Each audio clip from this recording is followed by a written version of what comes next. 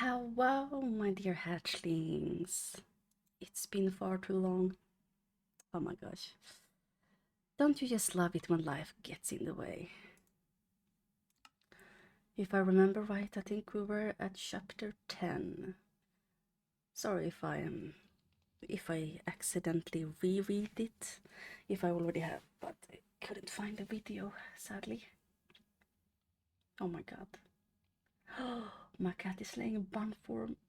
We have been blessed with the bun of the form. Or the form of the bun. Bun form. Anyhow. He's sleeping very soundly. And also the sun decided to go right around the corner now and bless me with its ray in my face. But, you know, I need my vitamin D, so...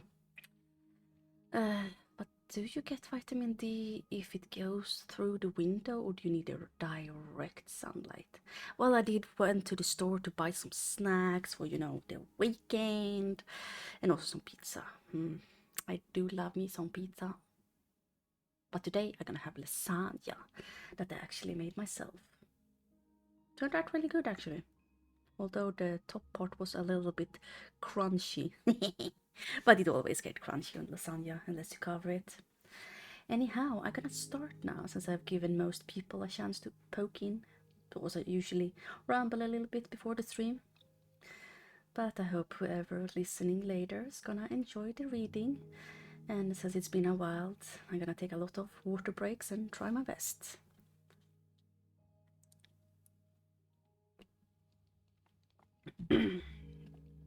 Anyhow, let's... Oh, got my little thingy that I need to scroll.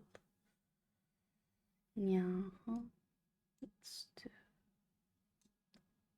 There we go. Okay, let's see here.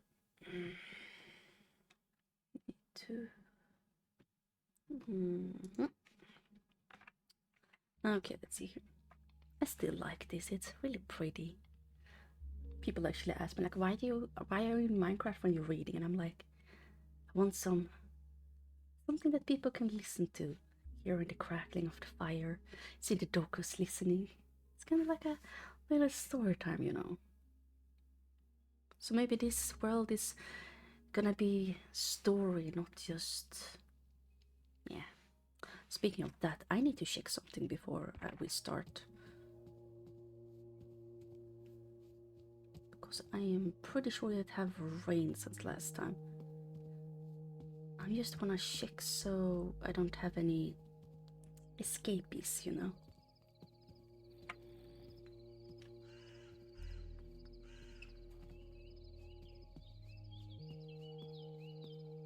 It's been a while since I played in Minecraft. Obviously not like this.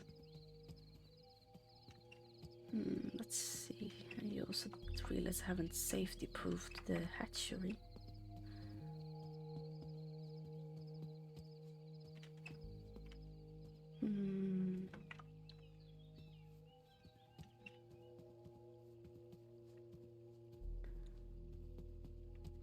Okay, that one is there. Just gotta check so it haven't lost any HP, because I said...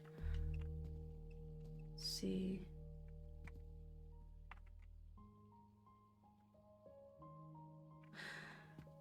They have lost some HP. I don't know what to feed it though. Wait.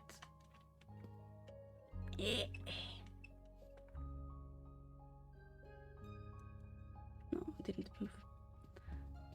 This one haven't moved. Okay. Can I...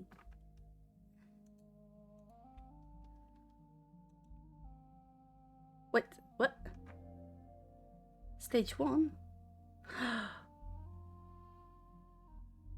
Wait a minute, can I...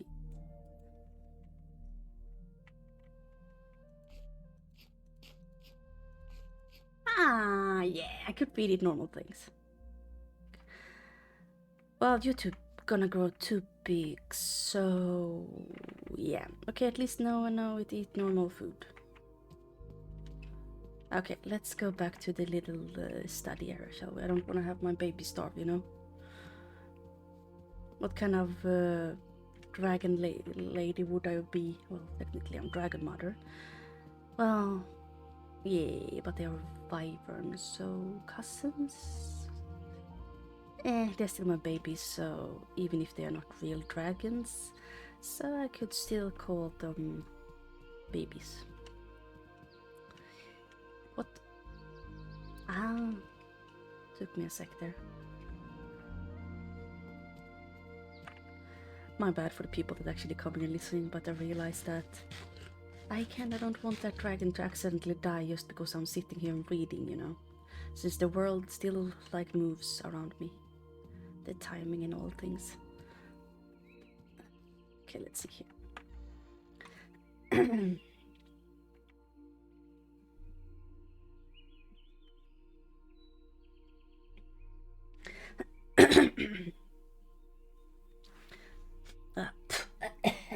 Sorry, I bought a new deodorant today, and let's just say I'm not gonna use it again. So I need to find something online that's a little bit more delicate to my senses because it smells like I have a. What kind of description? It smells kind of like. Mm, like that really stinky toilet. Uh, what do you call it? Toilet. Oh my god. Uh, cleaning product, like the one that doesn't smell good, the one that's kind of like ugh, yay, the cheap one. That's kind of what this smells like, and I'm like, I think I'm gonna go with some sort of like wood, like tone, because that seems to be the only deodorant I can tolerate. So, yay. So anyhow, let's not talk. Let's move on. Chapter 10. Lady Dr. Seward to Hon Arthur Holmwood. September 6th. My dear Art, my news today is not so good. Lucy this morning had gone back a bit. There is, however, one good thing which hath arisen from it. Mrs. Westenra was naturally anxious concerning Lucy and consulted me professionally about her. I took advantage of the opportunity and told her that my old master Van Helsing, the great specialist, was coming to stay with me, and I would put her in his charge conjointly with myself.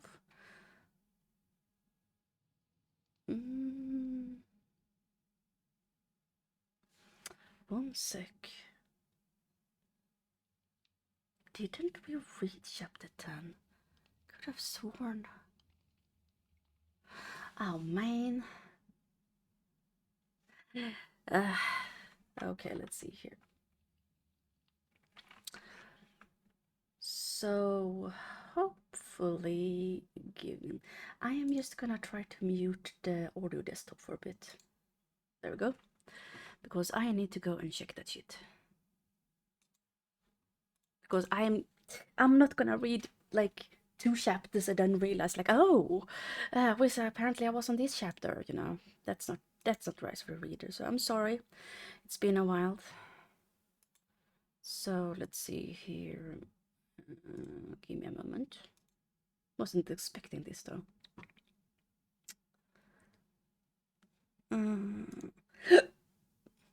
Pardon. Goodness, a lot of hiccups today. Content. Part 4. Okay.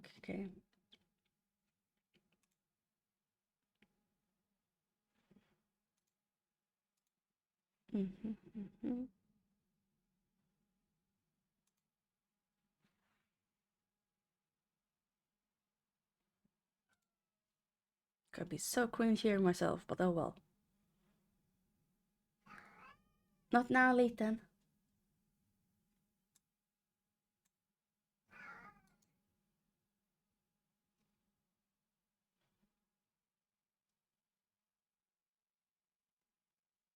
Oh my god. Hi, Yummy.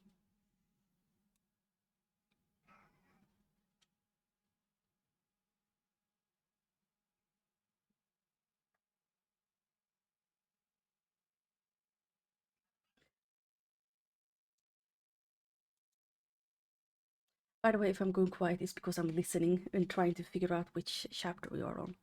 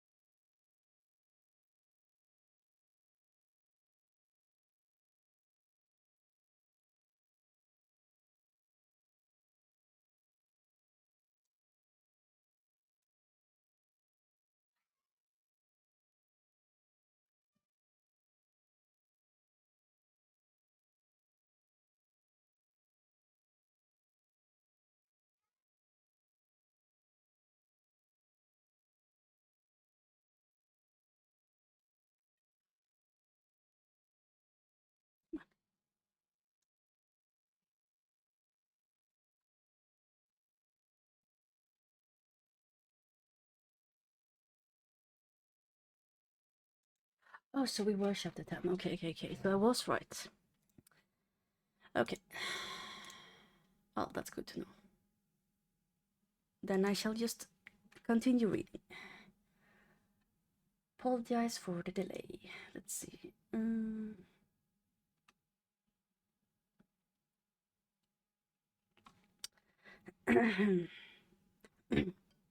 Sometimes it's better to be sure.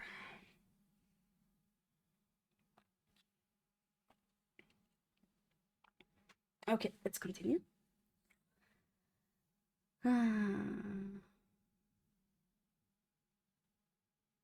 So now we can come and go without alarming her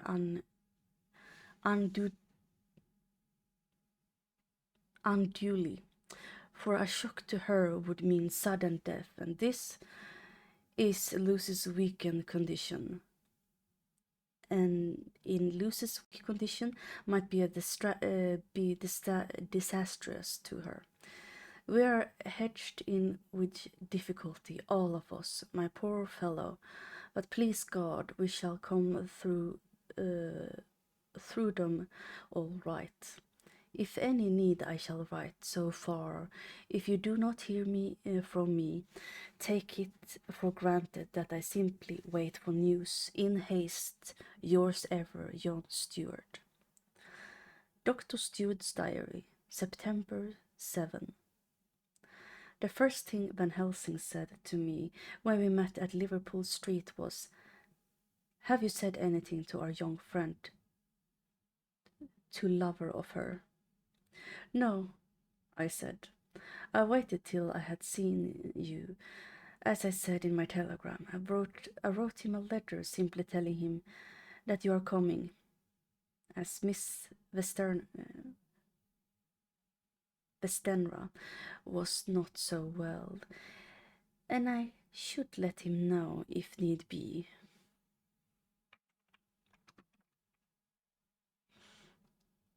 Let's see. Right, my friend, he said. Quite right. Better he not know yet. Perhaps he will never know. I pray so. But if it be needed, then he shall know all. And my good friend John, let me caution you. You deal with a madman. All men are mad in some way or another. And inasmuch as you may deal discreetly with your madman, so deal with God's madmen too, the rest of the world. You tell not your madmen what you do, nor why you do it. You tell them not what you think. So you shall keep knowledge in its place, where it may rest, where it may gather its kind around it and breed. You and I shall keep as yet what we know here and here. He touched me on the heart and on the forehead, and then touched himself the same way. I have for myself thought at the present, later I shall unfold to you. Why not now? I ask. It may do some good. We may arrive at some decisions. He looked at me and said, my friend John, when the corn is grown, even before it have ripened, while the milk of its mother earth is while the milk of its mother earth is in him, and the sunshine has not yet begun to paint him with his gold,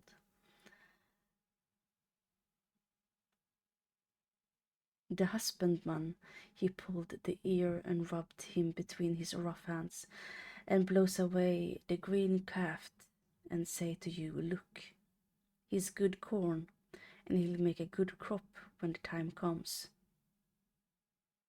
That was the strangest sentence I've ever read. Husbandman? It's literally husband and man put together. I guess that's an old phrase or an old word. Well, obviously, since it's from before the 19th century.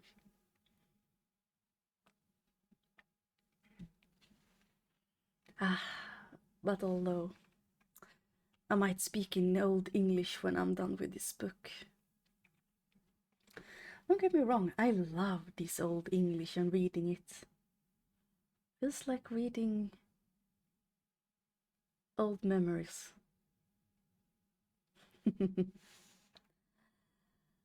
Let's see here. I'm gonna scroll down a little bit more.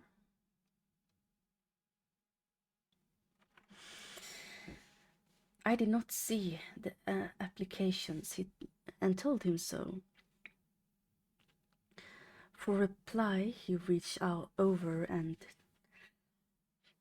took my ear in his hand and pulled it playfully, as he used long ago to do at the lectures, and said, the good husbandman tell you so when because he knows, but not till then.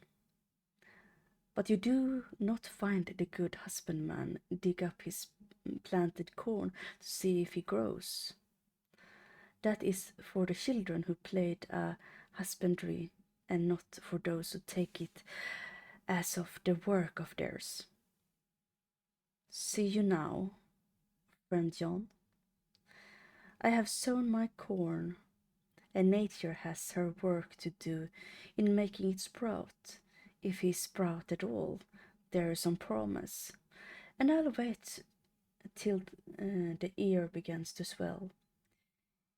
He broke off, for he evidently saw that I understood. Then he went on gravely. You were always a careful student, and your casebook was very full, was more full than the rest, and I trust that good habit have not failed. Remember, my friend, the knowledge is strong, is stronger than the memory, and we should not trust the weaker. Even if you have not kept the good practice, let me tell you that this case of ours, of our dear Miss, is one that may be, mind I say, may be of such interest to us that others than that all the rest may not make him kick the beam, as your people say. Take then good note of it. Nothing is too small. I console with you. I console you. Put it down in record, even your doubts and surmises. Hereafter, it may be of interest to you to see how true your guess. We learn from failure, not from success. That is true. You learn more from failure than success.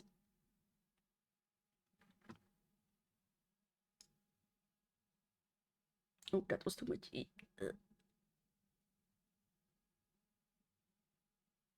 Oh my god, how much did I scroll down? Oh, there we go.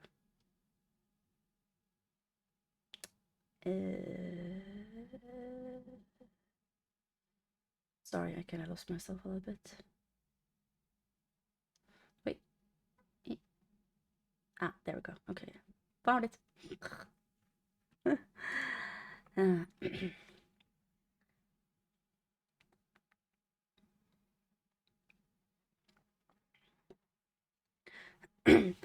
When I described Lucy's symptoms, the same as before, but it definitely more marked, he looked very grave, but said nothing. He took with him a bag in which were many instruments and drugs.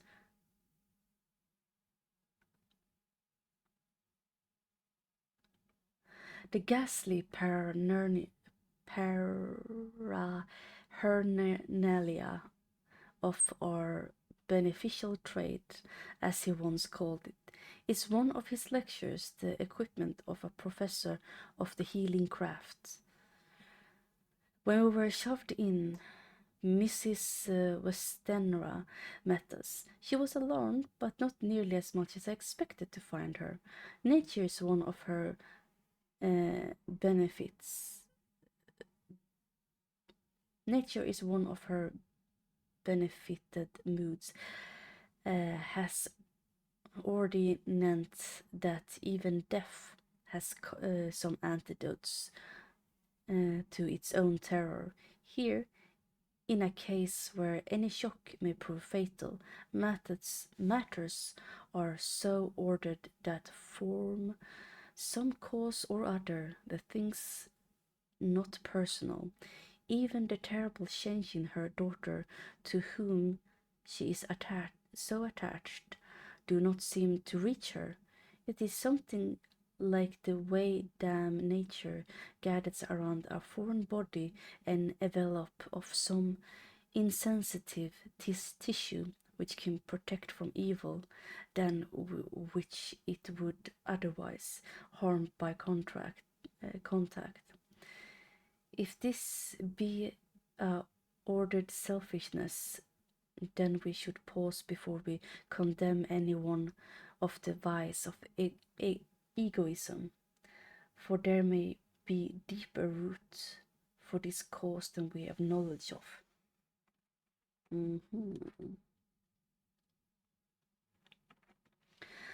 I used my knowledge of this phase of spiritual pathology,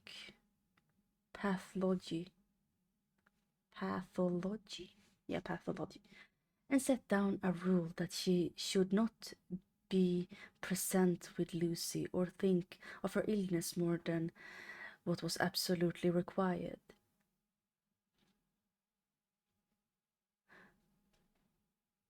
She ascended readily, so readily that I saw again the hand of nature fighting for life.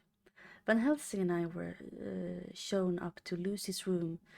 If I was shocked when I saw her yesterday, I was horrified when I saw her today. She was ghastly, chalk-like pale, The red seemed to have gone even from her lips and gum, and the bones of her face stood out prominently. Her breathing was painful to see or hear. Van Helsing's face grew set as marble, and his eyebrows converted till they almost touched over his nose.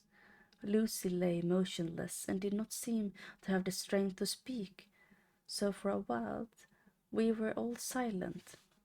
Then Van Helsing beckoned to me, and we went gently out of the room. The instant we had closed the door, he stepped quietly along the passage to the next door, which was open. Then he pulled me quickly in with him and closed the door.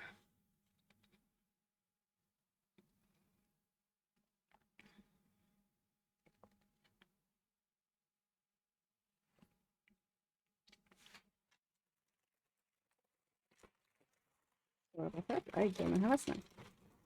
Oh, forgot to do one thing. To unmute. So you could hear the crackling thing. I don't know. It's not picking up anything. Do I not have the... Have I accidentally turned it off?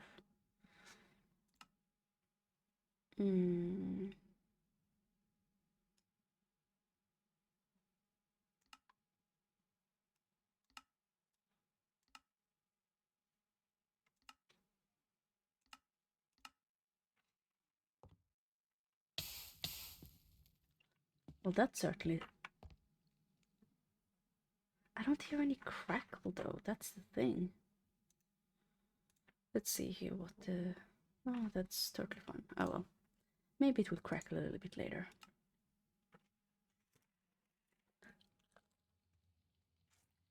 Okay, I will.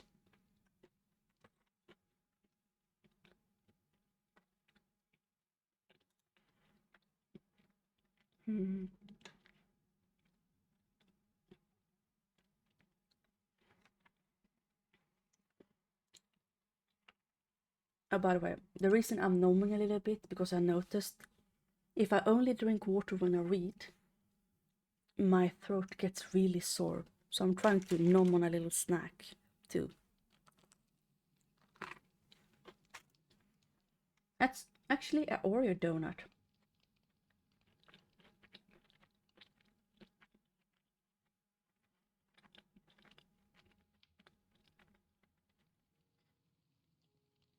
Really tasty.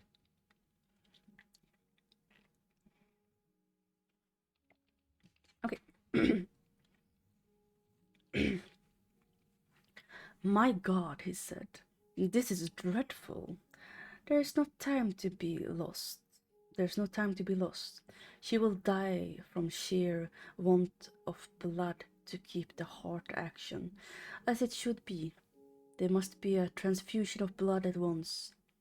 Is it you or me? I'm younger and stronger, Professor. It must be me. Then get ready at once. I will bring up my bag, and I'm prepared. I went downstairs with him, and as we were going there was a knock at the hall door. When we reached the hall, the maid had just opened the door, and an author was stepping quickly in. He rushed up to me, saying in an eager whisper, "Jack, I was so anxious. I read between the lines of your letter and have been in agony been in an agony. The dad was better, so I ran down here to see for myself. Is not that gentleman Dr. Van Helsing? I'm so thankful for you, sir, for coming."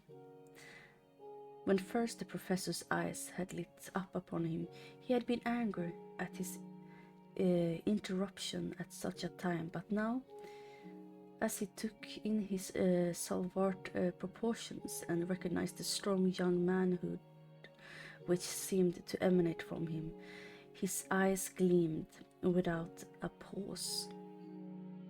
he said to him and held out his hand. Sir, you have come in time. You and the lover of our dear miss.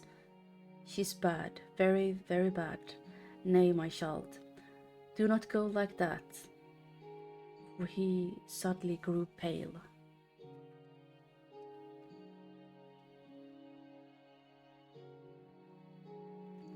And sat down in a chair, almost fainting. You are to help her. You can do more than any that live, and your courage is your best help. What can I do? Asked Otter hoarsely. Tell me, and I shall do it. My life is hers, and I will give the last drop of blood in my body for her. The professor has a strongly humorous side, and I could, from old knowledge, detect a trace of its origin in his answer. My young sir, I do not ask so much as that, not the last. What shall I do? There was a fire in his eyes, and his open nostrils quivered with intent.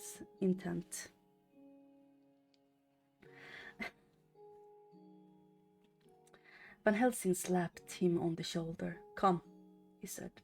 You're a man, and it is a man we want. You were better than me, better than my friend John. Otto looked bewildered, and the professor went on by explaining in a kindly way. Young miss is bad, very bad. She wants blood, and blood she must have or die. My friend and John and I have consulted, and we're about to perform what we call the transfusion of blood, to transfer from full veins of one to the empty veins which pine for him. John was to give him blood, as he is more young and strong than me. Here Arthur took my hand and swung it hard in silence. But now you're here, and you're more good than us, old or young, who toil much in the world of thoughts. Our nerves are not so calm, and our blood so bright than yours.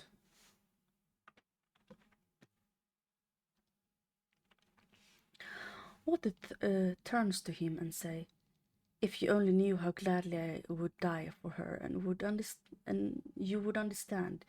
He stopped with a sort of choke in his voice. A good boy, said Van Helsing. Did I say? God damn, Splinter. Hi, Splinter, by the way. I need to read that again. Good boy, said Van Helsing, in the not so far off will be happy, and you have done all for her you love. Come now and be silent. You shall kiss her once before it's done, but then you must go, and you must leave at my sign. Say no words to Madame, and you know how it is with her. There must be no shock. Any knowledge of this would be one. Come. We all went up to Lucy's room. Arthur, by direction, remained outside. Lucy turned her head and looked at us, but said nothing. She was not asleep, but she was simply too weak to make the effort. Her eyes spoke to us. That was all. Oh, accidentally moved forward instead.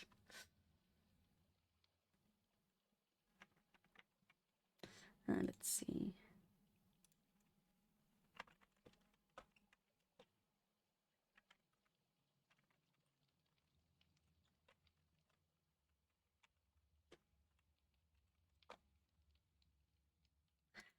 Okay, let's see here. Let's see.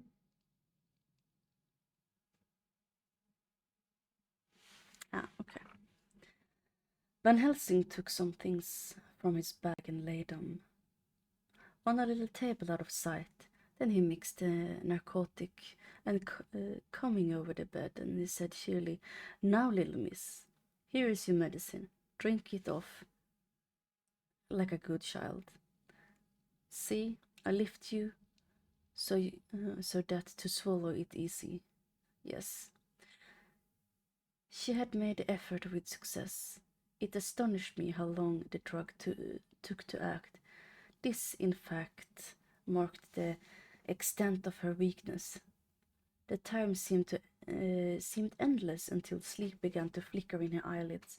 At last, however, the narcotic began to manifest its potency, and she fell into a deep sleep. When the professor was satisfied, he called Arthur into the room and bade him to strip off his coat. Then he added, "You may take that one little kiss whilst I bring over the table. Friend John, help to me." So neither of us looked whilst he bends over her. Van Helsing turned to me and said, "He is so young and strong, and of blood so pure that we need not define it." Oh, hello, Metal. I got a feeling this is...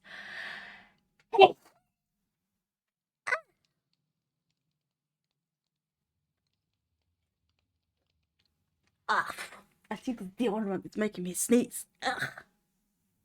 I'm sorry. I'm gonna need a shower later. Oh, dear. Ah, my bad. I didn't expect myself to be this sensitive. How you doing, Metal? Thank you, Splinter.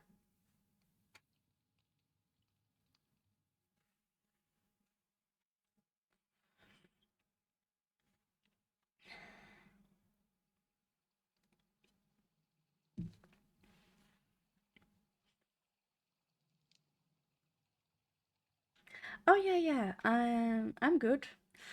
I am reading the book Dracula by Bram Stoker from 1897.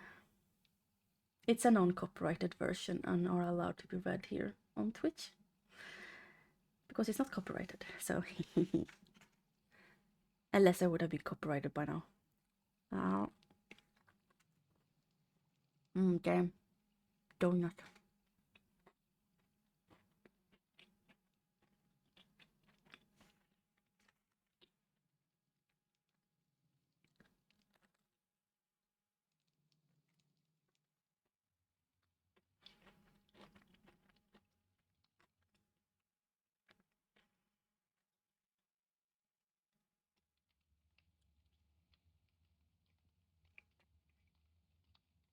Okay.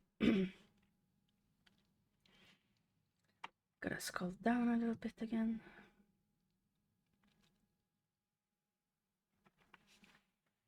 Then, with a swiftness, but with absolute method, Van Helsing performed the operation. As the transfusion went on, something like life seemed to come back to poor Lucy's cheek, and though Arthur grown paler, the joy of his face seemed absolute to shine.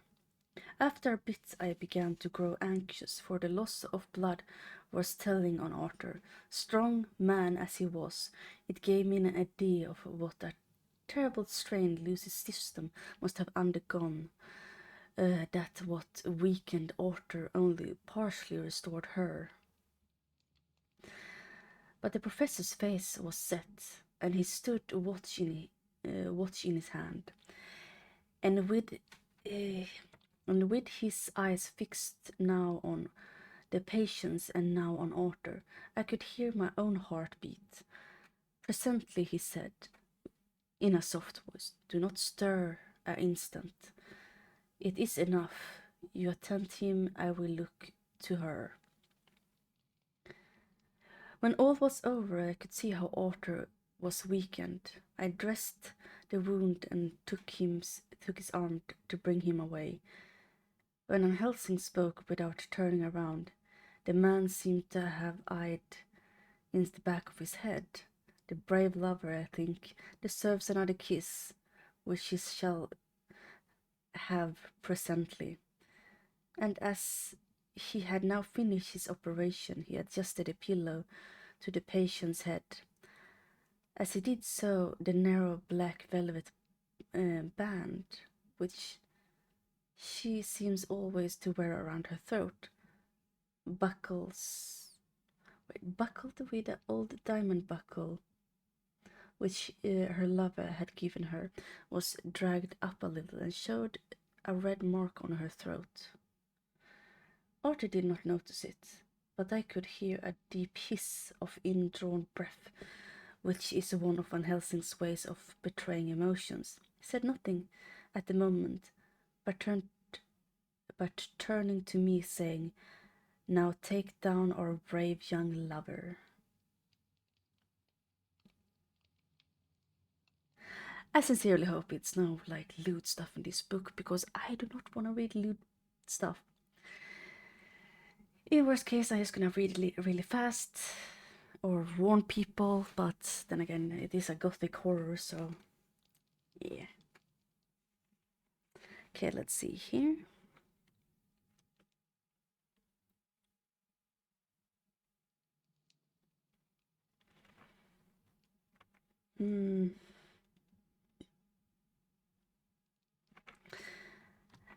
Giving him the port wine and let him lie down a bit.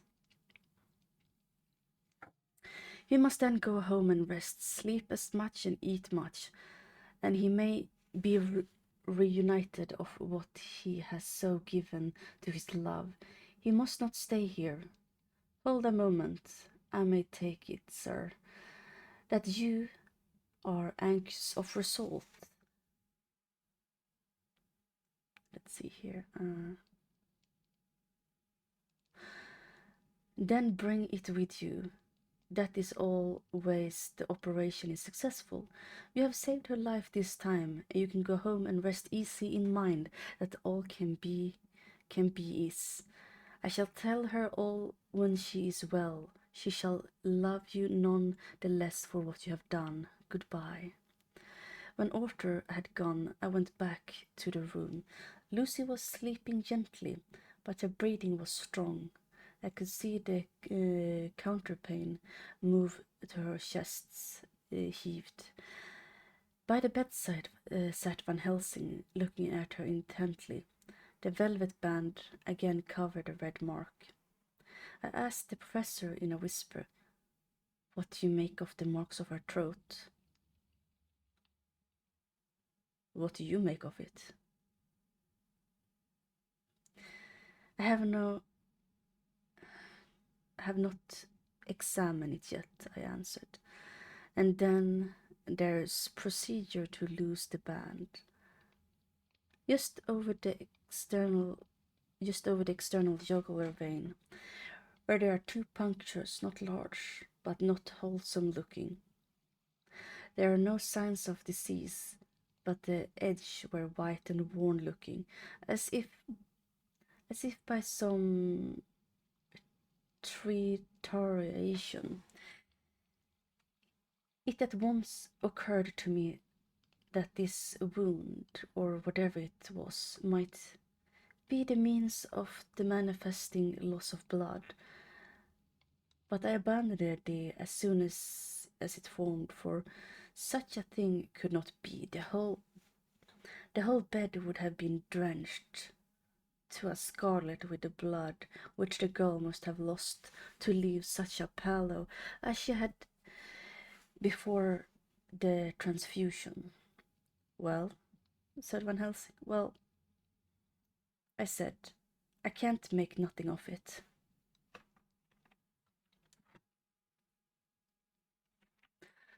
The professor stood up. "I must go back to Amsterdam tonight," he said. "There are books and things there which I want. You must remain here all night, and you must not let your sight pass from her." "Shall I have a nurse?" I asked. "We are the best nurses, you and I. You keep watch all night. See that she is well fed and that nothing disturbs her. You must not sleep all night. Water, later on we can sleep, you and I.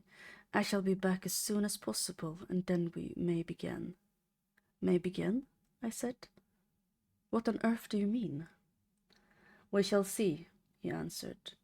As he hurried out, he came back a moment later and put his head inside the door and said with a warning finger held up, "Remember, she is your charge. If you leave her and harm befalls, you shall not sleep easily hereafter."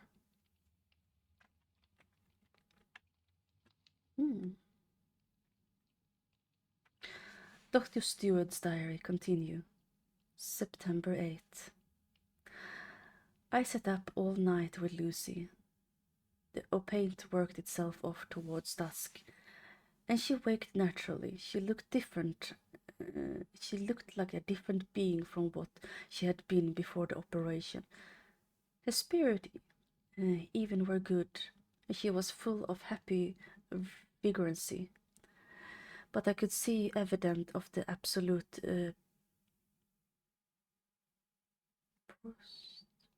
prostration which she had undergone. When I told Mrs. Westra that Dr. Van Helsing had directed that I should sit up with her, she almost poo-poshed the idea, pointing out her daughter's renewed strength and excellent spirit.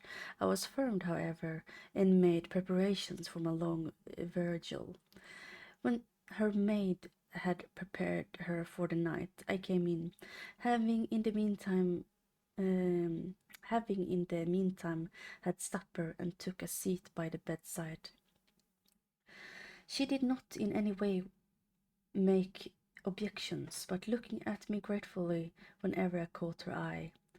After a long spell, she seemed sinking off to sleep, but an effort seemed to pull herself together and shook it off. It was apparent that she did not want to sleep, so I tackled the subject at once. "You do not want to sleep?" "No, I'm afraid." "Afraid to sleep? Why so?" "It is the boon we all crave for." "Ah, not if you were like me. If sleep was to you a presage of horror." "A presage of horror?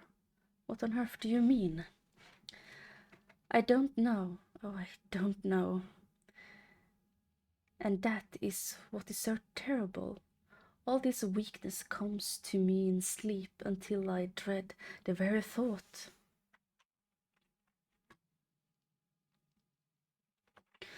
"But my dear girl, you may sleep tonight. I'm here to watch you, and I can promise that nothing will happen." "Ah, I can trust you," she said. And now I need a drink.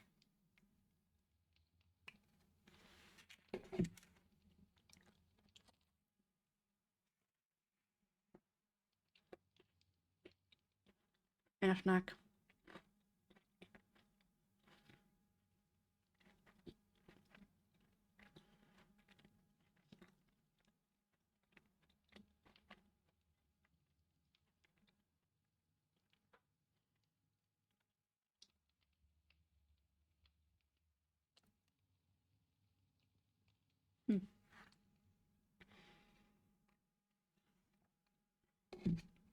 There we go. At least I stay hydrated during the stream. Yay!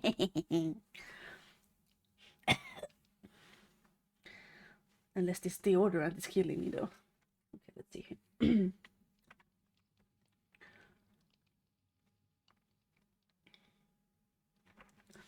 I seized the opportunity and said, "I promise that if I see any evidence of bad dreams, I will wake you up at once."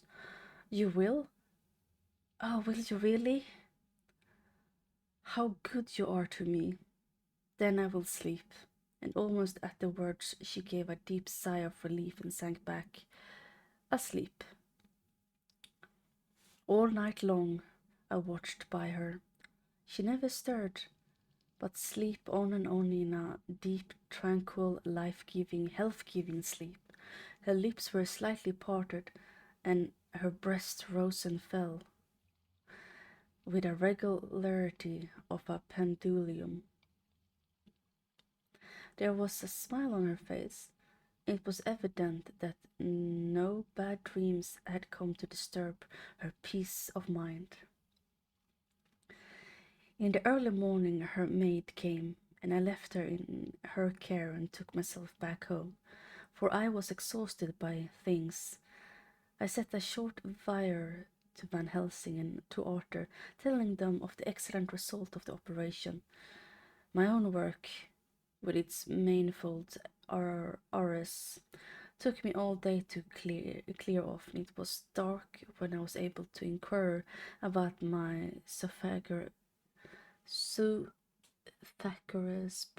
patient. Ah, the patient that liked the animals and killed them. The report was good. He been quite quiet for the past day and night.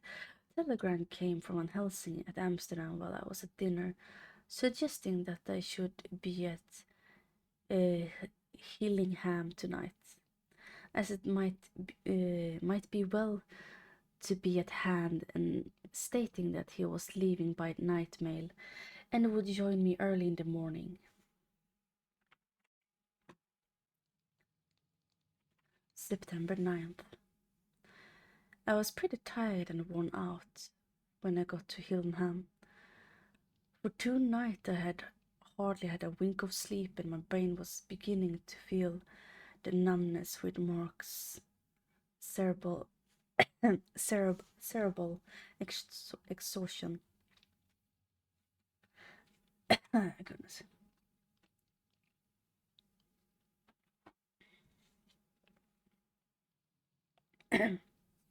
Oh, goodness.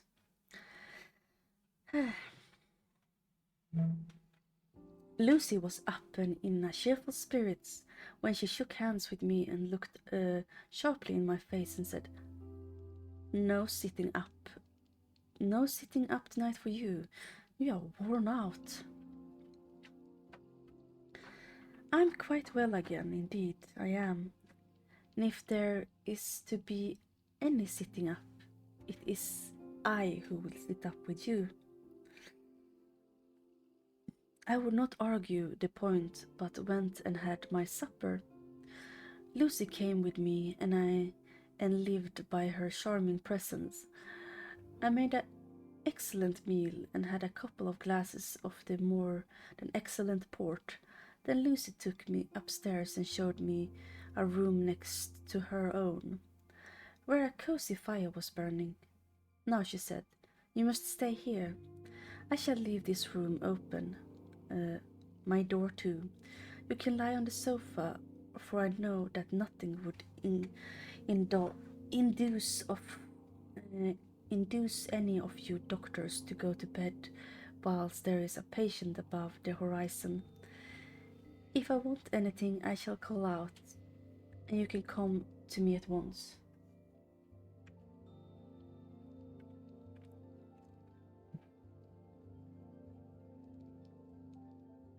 I would not but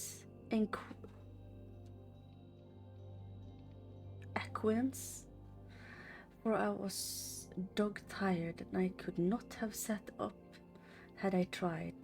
So on her renewing her promise to call me if she would want anything, I lay on the sofa and forgot all about everything.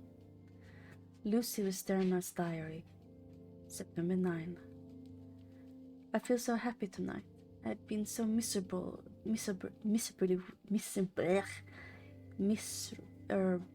weak, that to be able to think and move about is like feeling sunshine after a long spell of east wind out of a steel sky.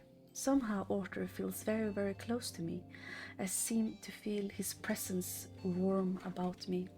I suppose it is the sickness and the weakness are selfish things that turned our inner eyes and sympathy on ourselves, whilst health and strength give love reign, and in thoughts and feeling he can wander where he wills. I know where my thoughts are, if only Arthur knew. My dear, your ears must tingle as you sleep. as mine do awake. Oh, the blissful rest last night, how I slept with the dear good doctor's steward watching me, and tonight I shall not fear to sleep, since he is close at hand and within call. Thank everyone for being so good to me. Thank God. Good night, Arthur. Dr. Stewart's diary, September 10th. I was unconscious. I was conscious of the professor's hand on my head and startled awake all in a second. That is one of the things that we learned in an asylum, at any rate. And how is our patient? Well, when I left her, or rather when she left me, I answered. Come, let us see, he said. Together we went into the room. The blinds was down, and I went over.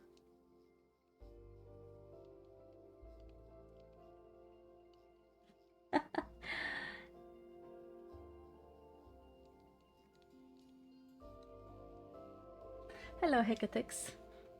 Nice seeing you here. And yes, it is the 5th part of Dracula. Bram Stoker's Dracula from 1897, aka a gothic horror. This is the only exception I'm probably gonna read, unless me reading horror stuff is not bad. Maybe I should try with Call of Cthulhu, but that's also a mouthful, since he also is like Old English. Oh, don't worry about it. Life comes first. Besides, I have been busy with real life too. That's why I haven't been able to stream for a bit. Last time I streamed was like 9 days ago. So it's been a while. And I have still not been very good at streaming on Wednesdays. That sucks. I need to be better at that. Oh, that's nice. How's your streams going?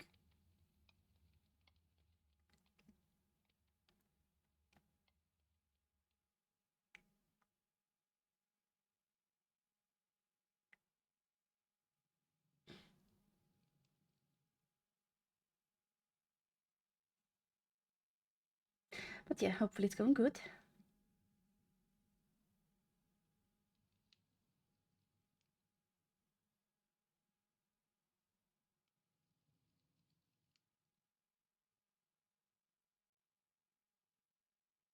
"16 people? Goodness, that sounds like a lot."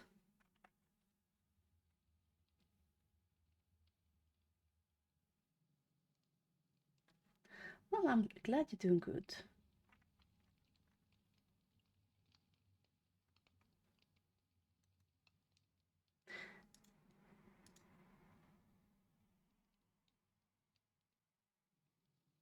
Yeah. I'm just trying to do my best.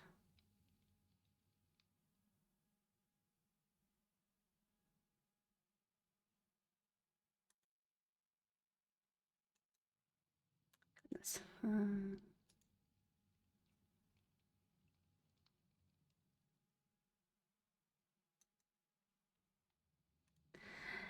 But yeah, any plans for the weekend?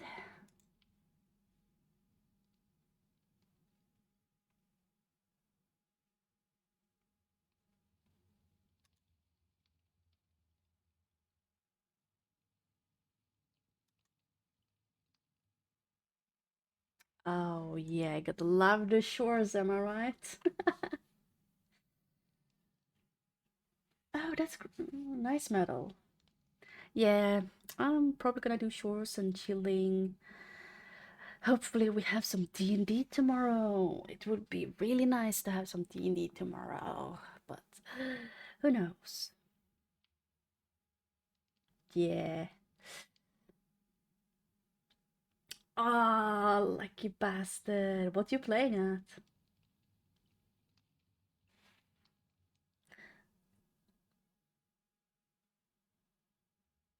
I am actually playing Paladin.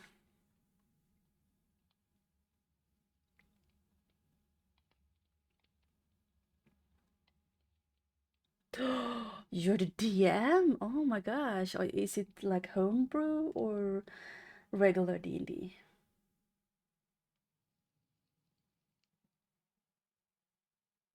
The one I play in is a homebrew high fantasy. Been playing in like, well, it's been like different campaigns over the years, but still in the same world. It's really good.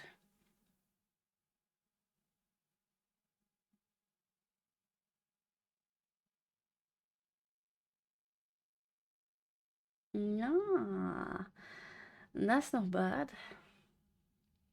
In another campaign, my character is from the Forgotten Realms. Well, technically, they stopped there. They are a kobold. Her name is Faye, and she have dragon. Like she's not a regular kobold because she have sort of like a butterfly wings, and she's the most wholesome little character ever. She's like only 8 years old or 8 or 10, and she likes to bake. Absolutely love to bake. So basically, she came from a dragon, got kidnapped from there by goblins. Then a specific creature that's very like creepy. It's kind of like a mix between an owl and an abomination, and it is like in like the dark realm, whatever that one is called again. I don't think it's called Forgotten Realm. I think it's called something else. I forgot what it's called now. So basically, that creature adopted me, and then like I accidentally went into a portal, and then I ended up in Faerun. And so far, my character have summoned two of the high like spirits of the Feywild, basically like from the council, by like offering cookies and stuff like that. I had summoned Oberon, the guy from like the summer court, and Santa Claus from the winter. So now I only need spring and fall, then the whole circle is complete. So yeah, that's kind of funny. Yeah. And she just like being wholesome, being like, "Oh, you're upset? Let me bake something for you." So yeah, it's really fun. Anyhow, let's continue reading. Otherwise, I'm gonna get stuck in D&D, and Lord knows I will get stuck in D&D and talking about it because I love D&D. I might not be really good at playing the basic D&D because with rules and stuff, but that's just because I've been playing homebrew for so long. Also, cat, what you do? Okay. Okay. Anyhow, let's see here. Where was I? Okay, I'm there.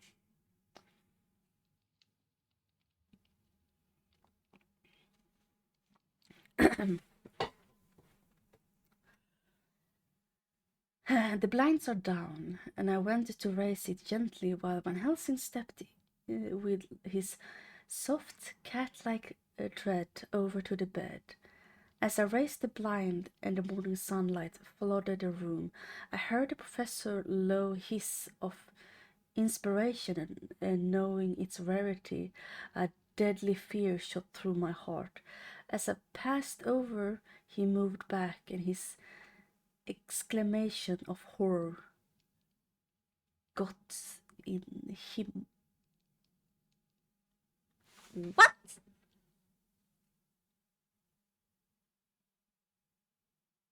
Okay.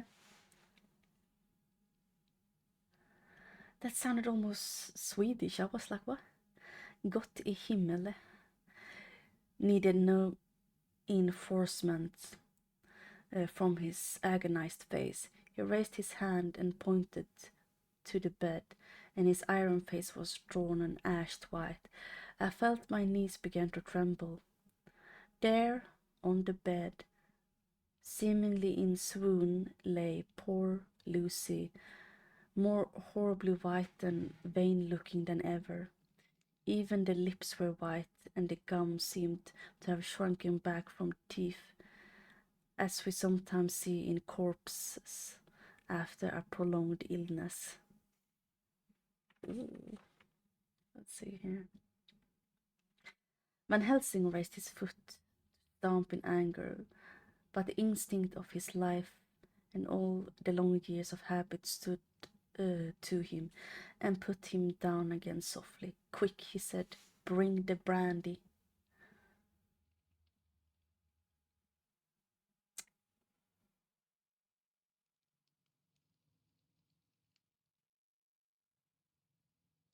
Oh, no worries. You take care.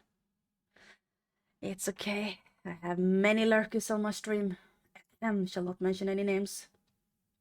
Also, why did that one not show up? I saw your message on my little like stream thingy, but I don't see the message either on my Twitch nor nor in my program. It's like nah. Okay, let's see. I'm just gonna try to refresh because I don't wanna forget any messages. There we go. Now it appeared.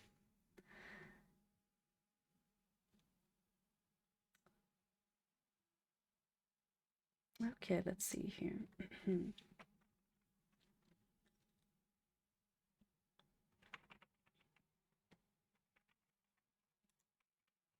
Wait, there we go. I flew to the dining room and returned with the decanter. He wetted the poor white lips with it, and together with rubbed palm and wrists and heart. He felt her heart, and after a few moments of agonizing suspense said, "It's not too late. It beats, though but feebly." Oh my god. I need to find myself a moderator eventually. Seriously. And block. Oh, well, yeah, ban, whatever.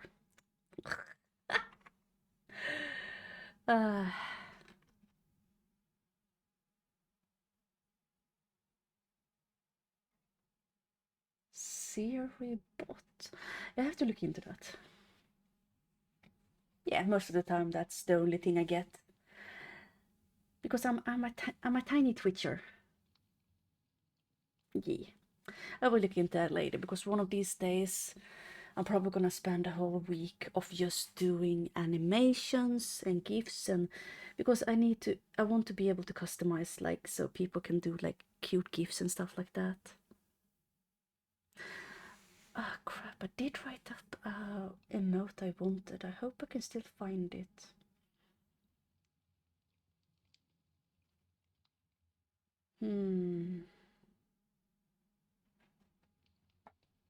Oh well. I am sure I will find it. Eventually. Okay, where was I? Let's see.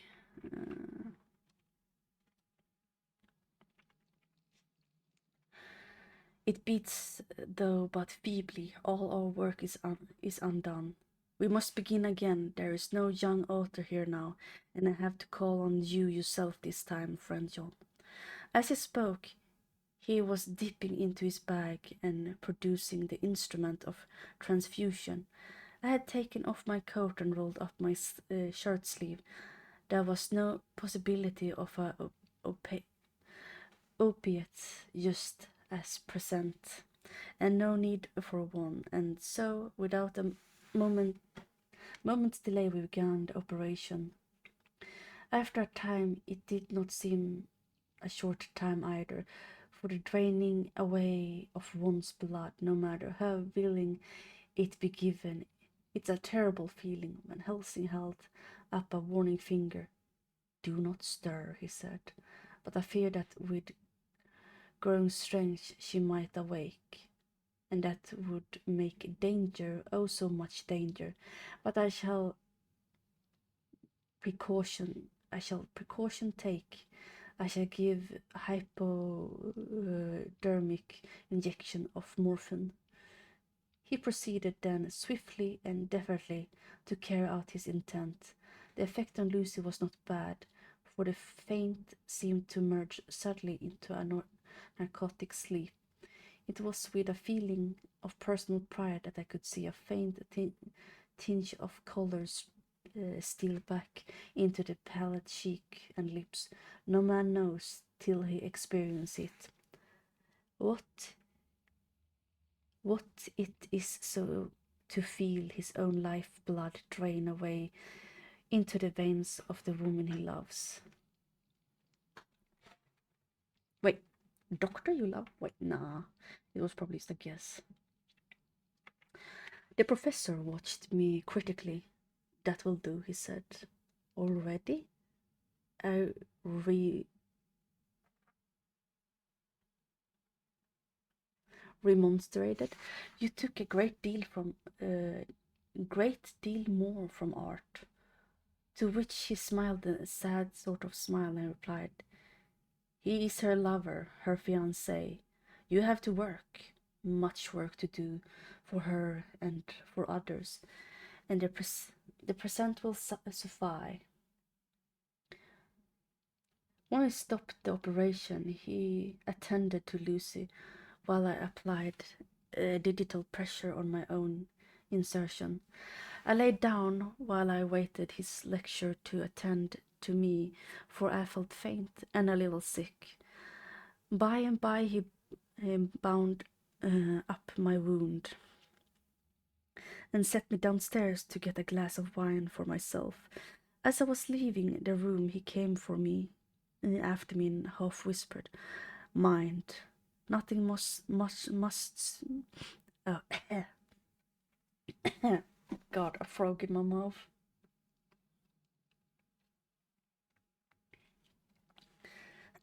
Mind, nothing must be said of this. If our young lover should turn up unexpected as before, no words to him. It would at once frighten him and jealous him too. There must be no there must be none so. When I came back, he looked at me carefully and said, "You are not much the worse. Go into the room and lie on your sofa and rest a while. Then have much breakfast and come here to me." I followed out his order, for I knew how right and wise they were. I had done my part, and now my next duty was to keep my strength. I felt very weak, and in the weakness lost something of the amazement that what had occurred.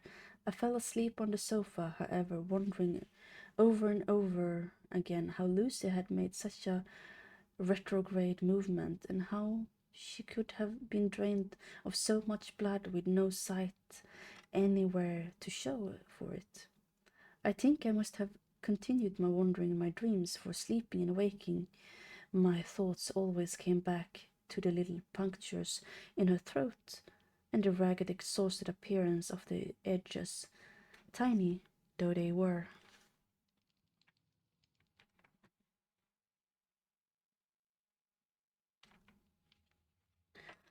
Lucy slept well into the day, and when she awoke, she was faintly well and strong, though not nearly so much so the day before. When Van Helsing had seen her, she went out for a walk, leaving me in charge with strict injunctions, and I was not to leave her for a moment. I could hear his voice in the hall asking the way to the nearest telephone office. Lucy chatted with me freely and seemed quite unconscious that anything had happened. I tried to keep her amused and interested. When her mother came up to see her, she did not seem to notice any change whatsoever, but said to me gratefully, "We owe you so much, Dr. Stewart." Seward, not Stewart. Seward, for all you have done. But you really must now take care not to overwork yourself. You are looking pale yourself. You want a wife to nurse and look after you a bit. That you do." As she spoke, Lucy turned crimson, though it was only momentarily, for her poor wasted veins could not stand for long and unwanted drain to the head. The reaction came in excessive pallor as he turned imploring eyes on me. I smiled and nodded and laid my finger on my lips. With a sigh, she sank back amid her pillows.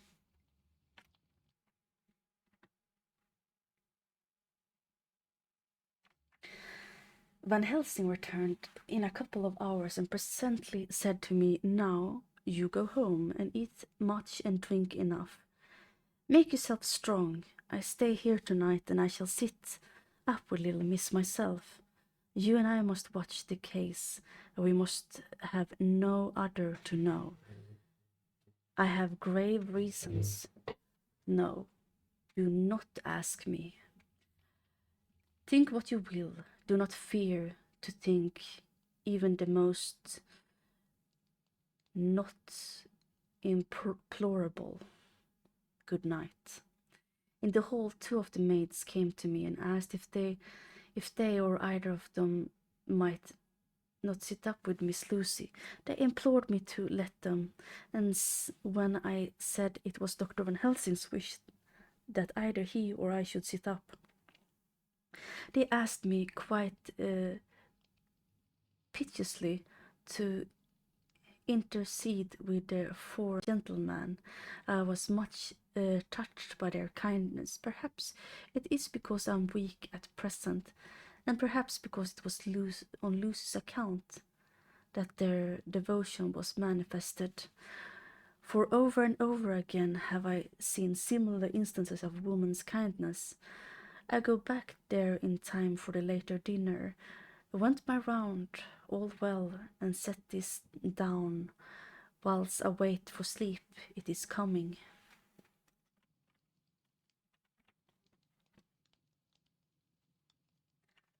September 11th. This afternoon I went over the Hillham, found Van Helsing in excellent spirit and Lucy much better. Short after I arrived,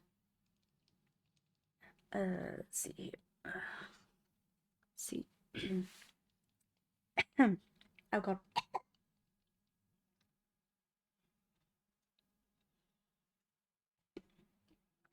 Yes, cat. Oh, hi, cat. Has arrived. A big parcel from aboard came from Professor. He opened it with much impressment, assumed, of course, showed me a great bundle of white flowers. "These are for you, Miss Lucy," he said. "For me? Oh, Dr. Van Helsing." "Yes, my dear, but not for you to play with. These are medicines." Here Lucy made a wary face. "Nay, but they are not to be taken in a decoration or in nauseous form, so you need not to snub that so charming nose, or I shall point out to my friend Arthur what vows he may have to endure in seeing so much beauty that he so loved so much this sort. Ah, my pretty miss, that brings the so nice nose all straight again. This medicinal, but you do not know how I put him in your window. I make pretty wretch, and hang him around your neck, so that you sleep well. Ah, yes. They are like the lotus flower, make your trouble forgotten. It smells so like the waters of Letha and of the fountains of youth that the conquistadors sought for in the Floridas, and find him all too late.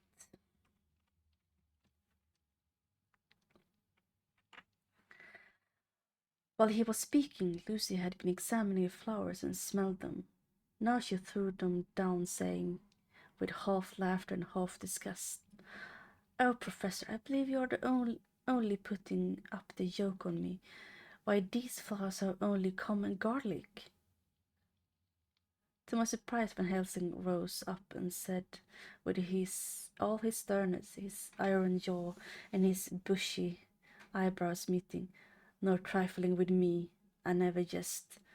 There is grim purpose in what I do, and I warn you that you do not thwart me. Take care, for the sake of others, if not for your own. Then, seeing poor Lucy scared, as she might well be, he went on more gently. Oh, little miss, my dear, do not fear me. I only do for your good, but there is much virtue to you in those so common flowers. See, I place them myself in your room. I make myself the wretch that you are to wear, but hush, no telling to others that make so inquisitive questions. We must obey, and silence is a part of obeying, and obeying is to bring you strong, well into loving arms that waits for you. Now sit still a while. Come with me, friend John, and you shall help me deck the room with my garlic, which is all the way from Harlem, where my friend Vanderpool raised herbs in his glass houses all the year. I had telegrammed yesterday, or they would not have been here. Ah, garlic.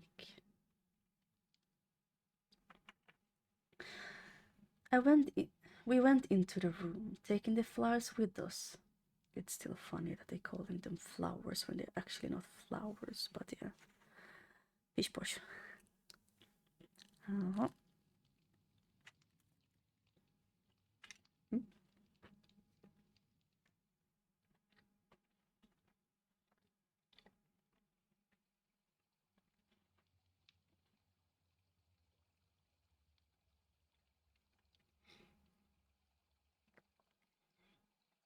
Okay, let's see here.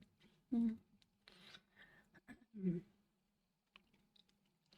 We went into the room, taking the flowers with us. The professor's actions were certainly odd, and not to be found in any affair. Oh my gosh.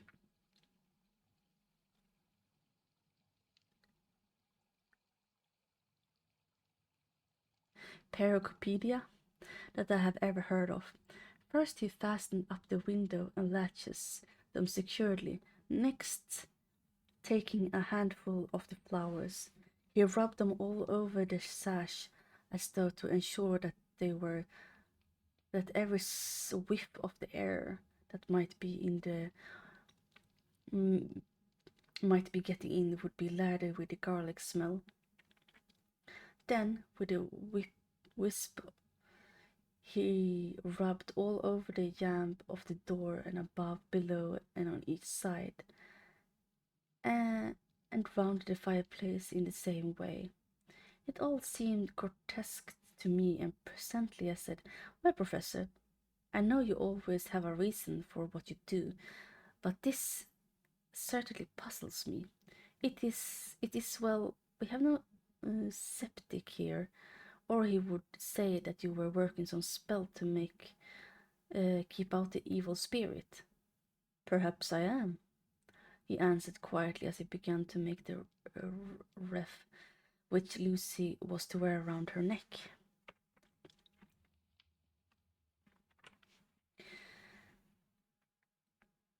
We then waited whilst Lucy made her toilet for the night, and when he was in bed, and he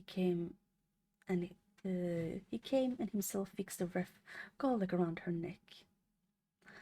The last words he said to her were, "Take care you do not disturb it, and even if the room feels closed, do not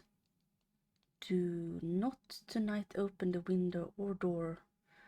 I promise," said Lucy, "and thank you both 1,000 times for all your kindness to me.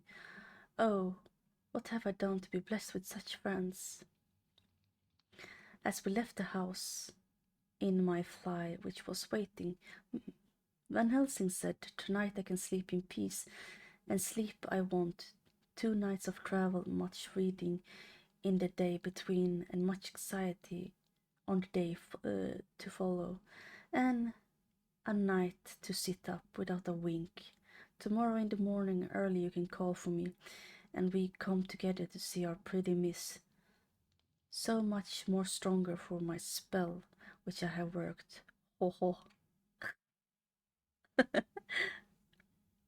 He seemed so confident that I remembered my own confidence 2 nights before, and with the baneful result, felt awe and vague terror. It must have been my weakness that made me hesitate to tell it to my friend, but I felt all the more like unshed tears. And I just gonna go BRB 1 sec because I need to put my oven on. So BRB.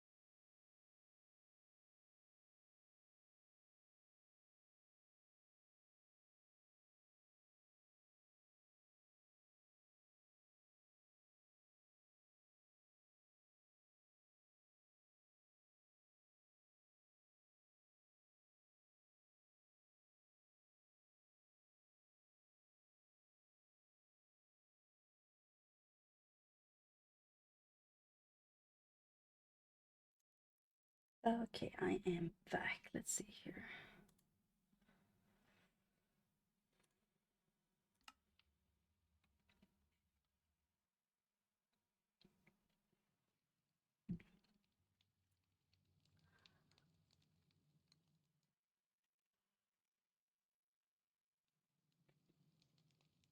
Hmm.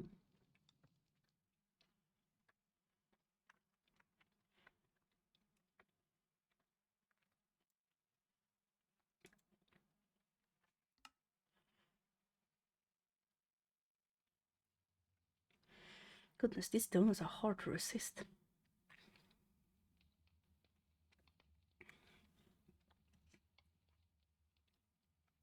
Okay, let's see. Chapter 11. Lucy Western West. Oh my God, Westenra. Yeah, Westenra. Lucy Westenra Diary, September 12th. How good they all are to me. I quite love the dear Dr. Van Helsing. I wonder why he was so anxious about these flowers. He positively frightened me. He was so fierce, and yet he must have been right, for I felt comfort from them already. Somehow I do not dread being alone tonight, and I can sleep. I can go to sleep without fear. I shall not mind any flapping outside the window, or the terrible struggle that I've had against sleep so often of late. The pain of sleepiness, or the pain of the fear of sleep, and with such uncommon horror as it has for me, how blessed are some people whose lives have not fear, no dread, to whose sleep is a blessing that comes nightly and brings nothing but sweet dreams. Well, here I am tonight, hoping for sleep and lying like Ophelia in the play, with virgin crats and maiden stew meats. I never liked garlic before, but tonight it is delightful. There is a peace in its smell, and I felt sleep coming already. Good night, everyone.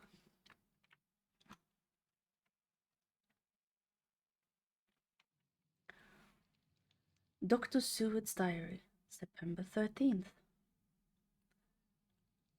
called at the Beckley and found Van Helsing as usual up to time. The carriage ordered from the hotel was waiting. The professor took his bag, which he always brings with him now. Let all be put down exactly. Van Helsing and I arrived at Hillham at 8 o'clock. 8 o'clock. It was a lovely morning. The bright sunshine and all the fresh feeling of early autumn seems like the completion of nature's annual work. The leaves were turning all kinds of beautiful colors, but not yet began to drop from the trees.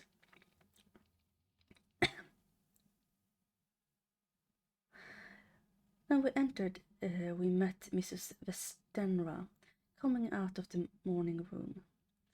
She's always an early riser. She greeted us warmly and said, "You will be glad to know that Lucy is better. The dear child is still asleep. I looked into her room and saw her, but I did not go in, lest I should disturb her." The professor smiled and looked quite jubilant. He rubbed his hands together and said, "Ah, I thought I had diagnosed the case. My treatment is working." To which she replied, "You must not take all the credit to yourself, doctor. Lucy's state in the morning is due in part to me." How do you mean, ma'am, professor? Asked the professor. "Well, I was anxious about the dear child in the night. I went to her room, and she was sleeping soundly, so soundly that even my coming did not wake her. But the room was awful stuffy. There was a lot of those horrible, strong-smelling flowers about everywhere, and she had actually a bunch of them around her neck. I feared that the heavy odor would be too much for the dear child in her weak state, so I took them all away and opened a bit of the window to let in a little bit of fresh air. You will be pleased with her, I'm sure." Oh my gosh.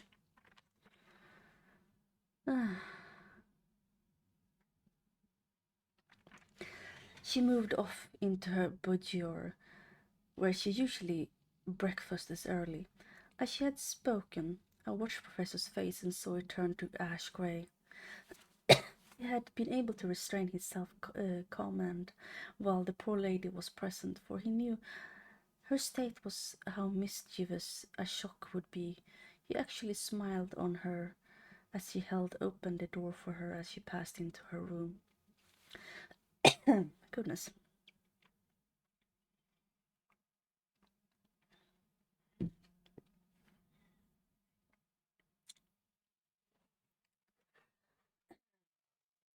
But the instant she had disappeared, he pulled me suddenly and forcefully into the dining room and closed the door.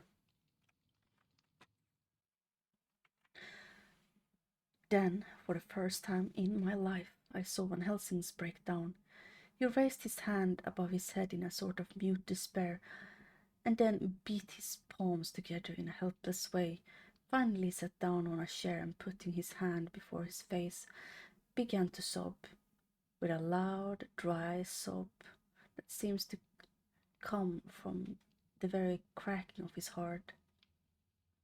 Then he raised his hands again, as though appealing to the whole universe. "God, God, God," he said. "What have we done? What has this poor thing done, that we are so sore beset? Is there fate amongst us still, sent down from the pagan world of old, that such things must be, and in such a way? This poor mother, all unknowing, and all for the best as she think, do such thing as lose her daughter's body and soul. We must not tell her. We must not even warn her, or she'll die. Then both die. So how are we beset? How are all the powers of the devils against us? Suddenly he jumped to his feet. Come, he said, come, we must see and act, devils or no devils, or all the devils at once, it matters not. We must fight him all the same. He went to the hall door for his bag, and together we went to Lucy's room. At once I drew up the blind, whilst Van Helsing went towards the bed. This time he did not start as he looked on the poor's face with the same awful waxed pallor as before. He swore and looked of stern sadness and infinity pity. As I expected, he murmured, with that hissing inspiration of his which meant so much without a word. He went and locked the door and began to set out the little table of instrument and yet another operation of transfusion of blood. I had long ago recognized the necessities and began to take off my coat, but he stopped me with a warning hand. No, he said. Today you must operate. I shall provide. You are weakened already. As he spoke, he took off his coat and rolled up his shirt sleeve. Again the operation, again the narcotic, again some return of color to the ashy grey, and the regular breathing of a healthy sleep. This time I watched whilst Van Helsing recruited himself and rested. Presently he took the opportunity of telling Mrs. Westenra that she must not remove anything from Lucy's room without consulting him, that the flowers were of medical value, and that the breathing of the odor was a part of the system of curing. Then he took over the care of the case himself, saying that he would watch this night and the next and would send me a word when to come.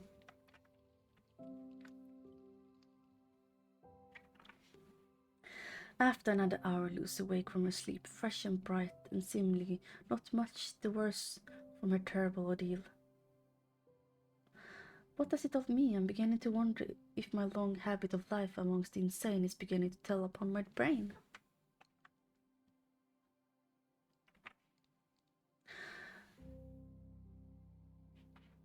Lucy Westenra Diary, September 17th. 4 days and nights of peace. I'm getting so strong again that I can hardly know myself. It is as if I had passed through some long nightmare and had just awakened to see the beautiful sunshine and feel the fresh air of the morning around me.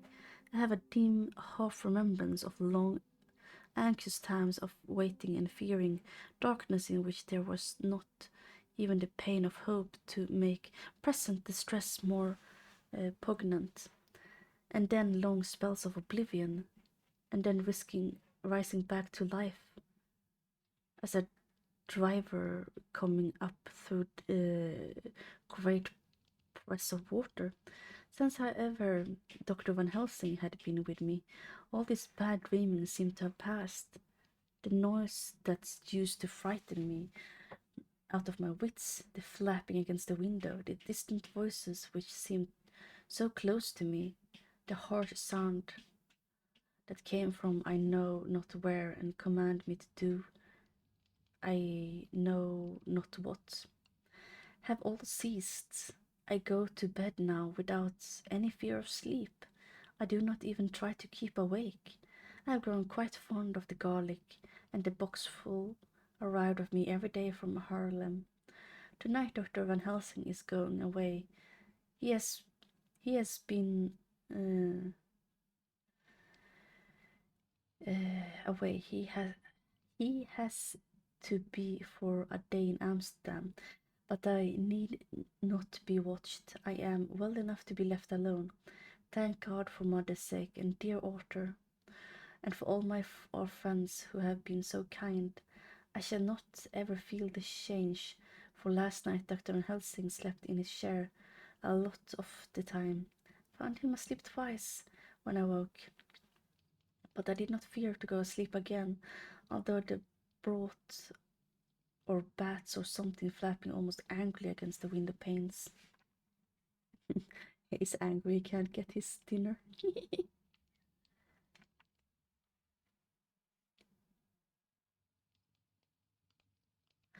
The Pall Mall Gazette, September 18th. Escaped wolf, peerlessly adventure of our interviewer. Interview with the keeper in the zoological gardens. After many inquiries and almost as many refusals, the perpetual using the word Pall Mall Gazette was a sort of talisman. I managed to find the keeper of the section of the zoological garden in which the wolf department is included. Thomas Builder lives in one of the cottages in the enclosure behind the elephant's house, and was just sitting down to his tea when I found him. Thomas and his wife are hospitable folk, elderly, and without children. If the specimen I enjoyed of their hospitality be for the average kind, their lives must be pretty comfortable. The keeper would not enter on what he called business until supper was over and was all satisfied. Then, when the table was cleared, he had lit his pipe and said, "Now, sir, you can go on and ask me what you want. I'll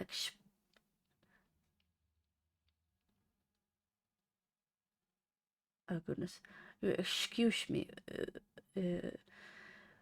of pausing to talk on personal subject after meals." Sorry, I was reading how they were saying it. I give the wolves and the jackals and the hyenas in all our sections their tea after I began to ask them questions. How do you mean? Ask them questions, a query wishful to get him to in a talkative humor.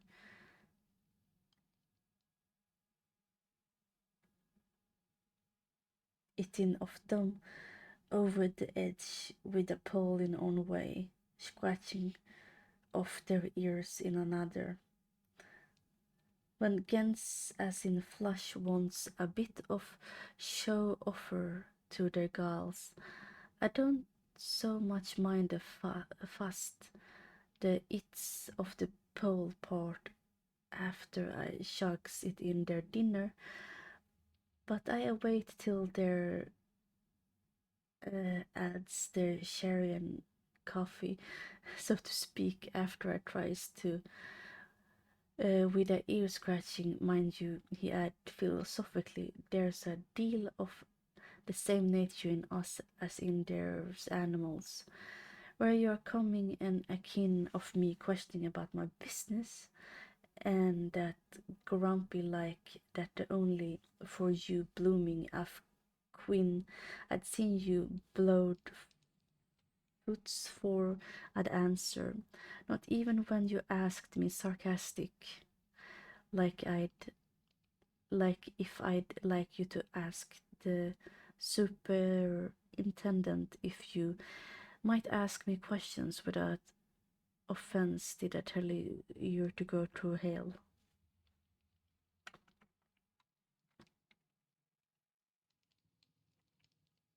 You did.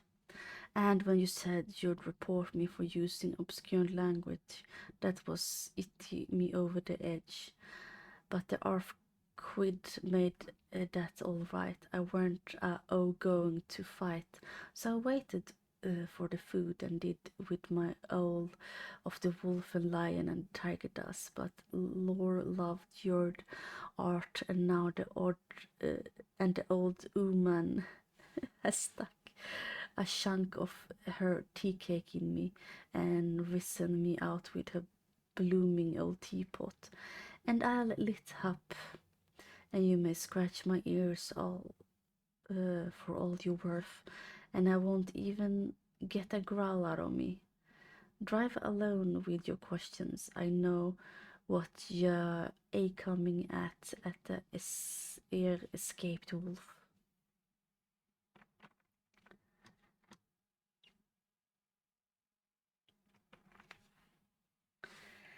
Exactly, I wanted you to give me your view of it. Just tell me how it happened, and when I know the fact, I'll get you to say what you considered was the cause of it, and how I think the whole affair will end.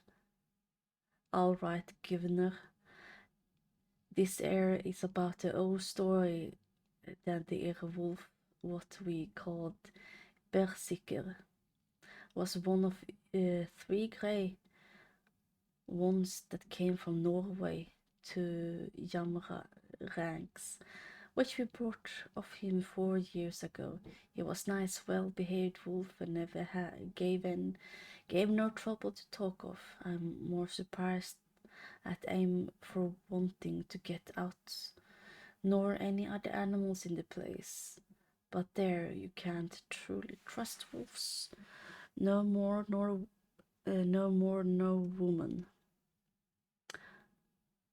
Don't mind him, sir, broke in Mrs. Tom with a cheeky laugh.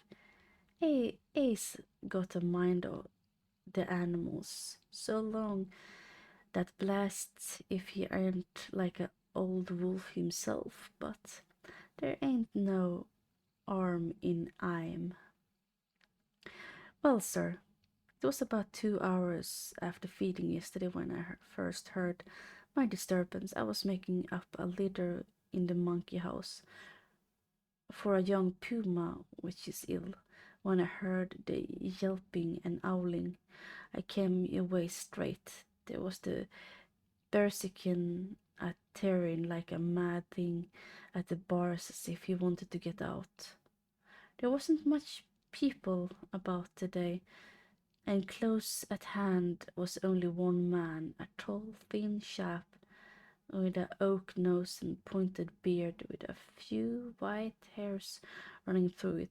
He had a hard, cold look and red eyes. I took a sort of mislike to him, for it seems I was I'm there irritated at, and he and white kid gloves on his hands, and he pointed out the animals to me and says, "Keeper, these fools seemed upset by something." Ooh, was probably Dracula. Maybe it's you, I say, for I did not like the air he was giving himself. He didn't get angry, as I hoped he would, but he smiled a kind of insolent smile, with a mouthful of white, sharp teeth. "Oh no, they weren't like me," he said. "Oh yes, they would," I say, imitating of him. "They always like a bone or two to clean their teeth on about tea time, which you as a bagful."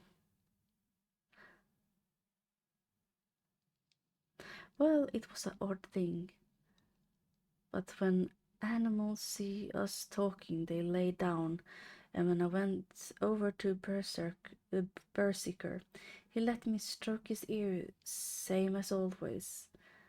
Then the man came over and but blessed, but if he didn't put his hand and stroke over the old wolf's ears too.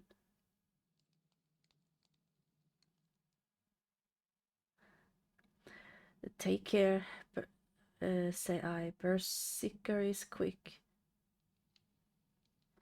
"Never mind," he says. "I'm used to them."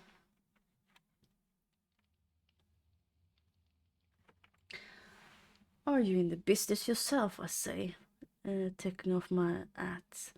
"For a man what trades in wolf, Anter is a good friend to keepers." "No," he says, Not exactly in the business, but I have made pets of several, and with that he lifted his hat as polite as a lord and walked away. Old Berserker kept at looking at him till I was out of sight, and then went and lay down in a corner and wouldn't come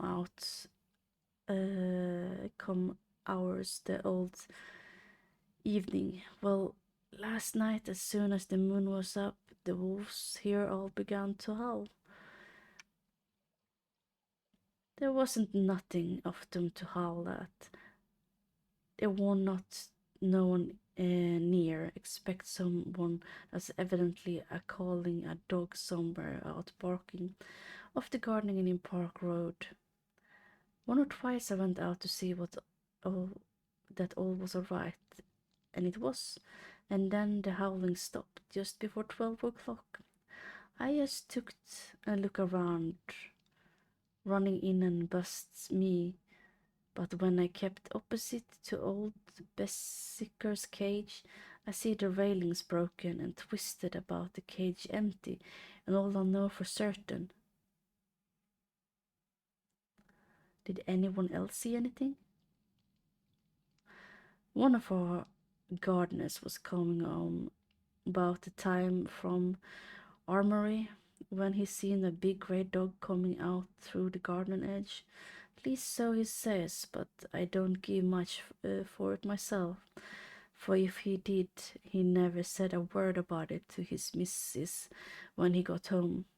And it was only after he escaped of the wolf was made known that he'd been up all night hunting for the park of Bessiker that he remembered seeing anything. My own belief was that the Amma had gotten into his head.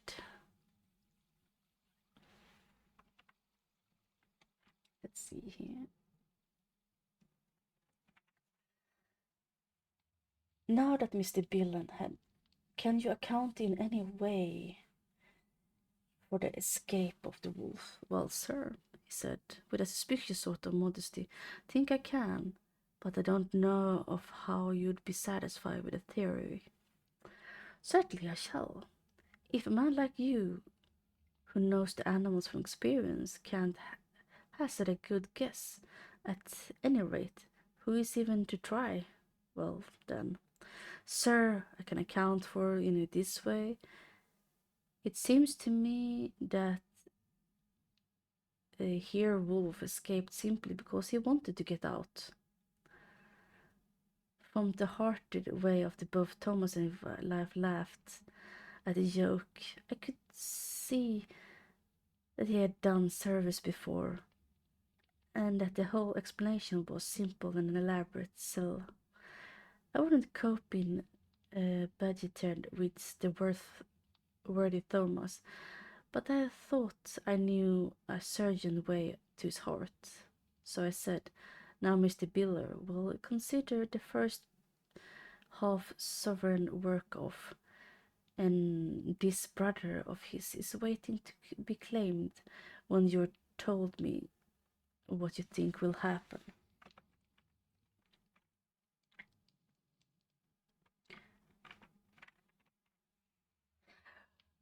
Right you are, sir, he said briskly. You'll excuse me, I know of a chaffing of ya, but the old woman here winked at me, which was as much as telling me to get go. Well, which was as much as telling me to go on.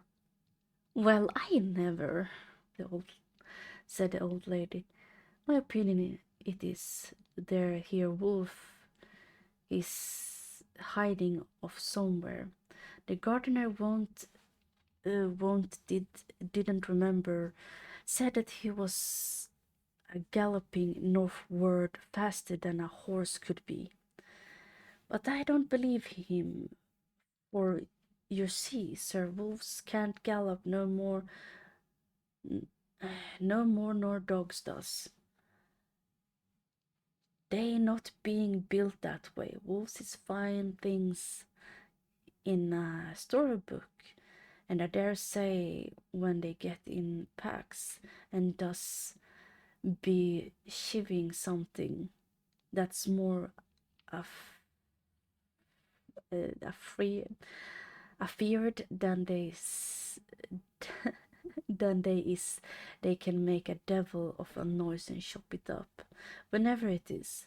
But the Lord bless you, in real life a wolf is only a low creature, not so clever or bold as a good dog, and not half as quarter as much fight in them. This one ain't be used to fighting or even to provide for himself, and more like here somewhere around in park and hiding and shivering off. And if he thinks at all wondering where he is to get his breakfast from, or maybe he get down some area in a cola cellar, my eyes want some cook get a rum start when she see his grey eyes shining as her out of the dark. If he can't get food here, bound to look for it, and mayhaps he may chance to light on a butcher's shop in the time. If he doesn't, and some nursemaid goes out walking or off with the soldier, leaving of the infant in the perambulator, well, then it shouldn't be surprised if the census is one baby the less. That's all. I was handling him the half sovereign when something came bobbing up against the window. Miss Pilter's face doubled its natural length with surprise. God bless, he said, if it ain't old Berserker coming back by himself.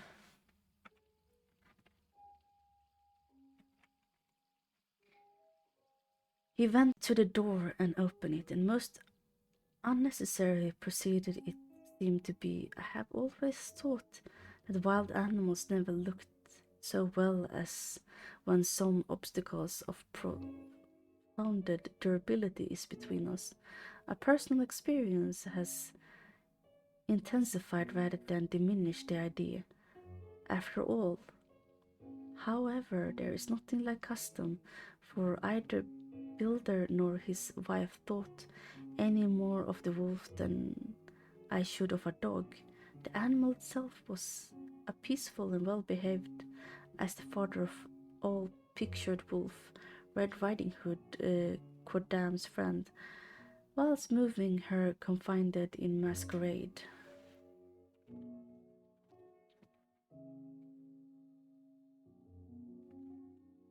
Well then, this is gonna be it for now. So I gonna continue reading like later after I've eaten, obviously. So now I'm gonna eat. So I will be back in an hour. Hopefully you guys enjoy this one, even though it was a little bit more talking than reading, you know. So yeah, see you guys in an hour. You all take care in the meantime. Bye bye.